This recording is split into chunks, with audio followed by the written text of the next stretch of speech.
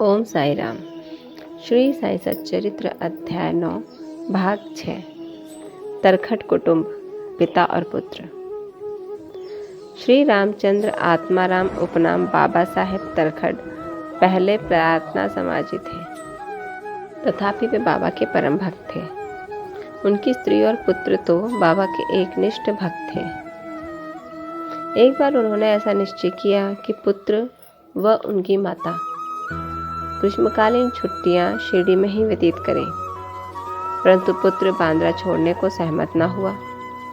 उसे भय था कि बाबा का पूजन घर में विधिपूर्वक न हो सकेगा, क्योंकि पिताजी प्रार्थना समाजी हैं और संभव है कि वे श्री साईं बाबा के पूजन आदि का उचित ध्यान न रख सकें। परंतु पिता के आश्वासन देने पर कि पूजन यथाविधि ही होता रहेगा, माँ और पुत्र ने एक शुक्रवार की रात्रि में शिरडी को प्रस्थान कर दिया।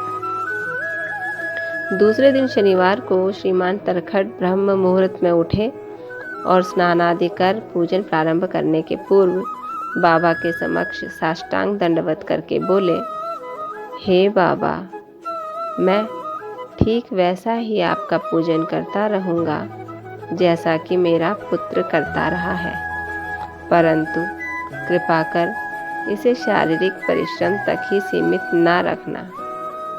ऐसा कहकर उन्होंने पूजन आरंभ कर दिया और मिश्री का नैवेद्य अर्पित किया, जो दोपहर के भोजन के समय प्रसाद के रूप में वितरित कर दिया गया। उस दिन की संध्या तथा अगला दिन इतवार भी निर्विघ्न व्यतीत हो गया। सोमवार को उन्हें ऑफिस जाना था, परंतु वो दिन भी निर्विघ्न निकल गया। श्री तरखट ने इस प्रकार अपने जीवन में कभी पूजा ना की थी।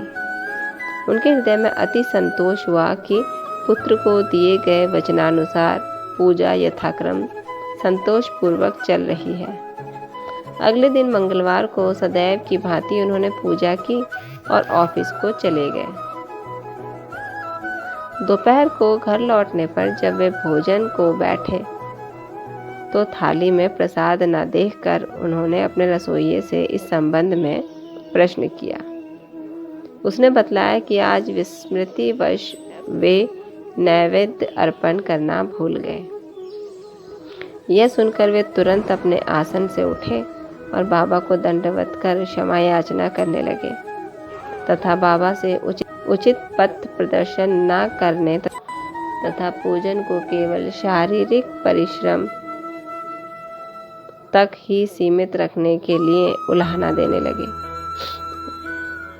उन्होंने घटना का विवरण अपने पुत्र को पत्र द्वारा सूचित किया और उससे प्रार्थना की कि वो पत्र बाबा के श्री चरणों पर रखकर उनसे कहना कि वे इस अपराध के लिए क्षमा प्रार्थी हैं।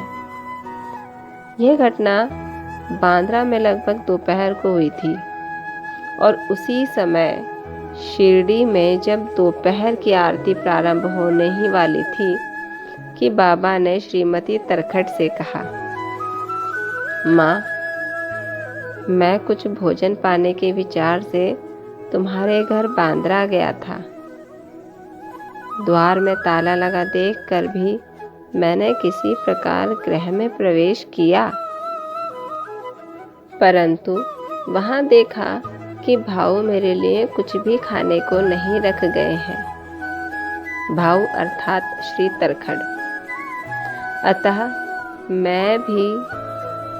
मैं भूखा ही लौट आया हूँ। किसी को भी बाबा के वचनों का अभिप्राय समझ में नहीं आया, परंतु उनका पुत्र जो समीप ही खड़ा था सब कुछ समझ गया कि बांद्रा में पूजन में कुछ तो त्रुटि हो गई है। इसलिए वो बाबा से लौटने की अनुमति मांगने लगा, परंतु बाबा ने आज्ञा ना दी और वहीं पूजन करने का आदेश दिया। उनके पुत्र ने शिरडी में जो कुछ हुआ उसे पत्र में लिखकर पिता को भेजा और भविष्य में पूजन में सावधानी बरतने की विनती की। दोनों पत्र डाक द्वारा दूसरे दिन दोनों पक्षों को मिले।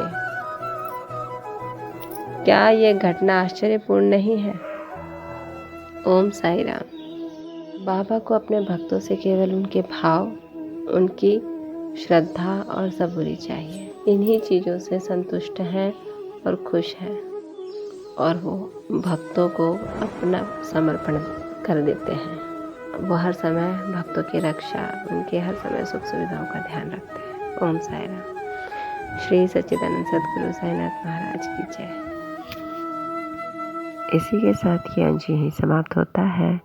कल अध्याय 9 भाग 7 में श्रीमती तरखड़ का वर्णन होगा। तब तक ओम साई राम।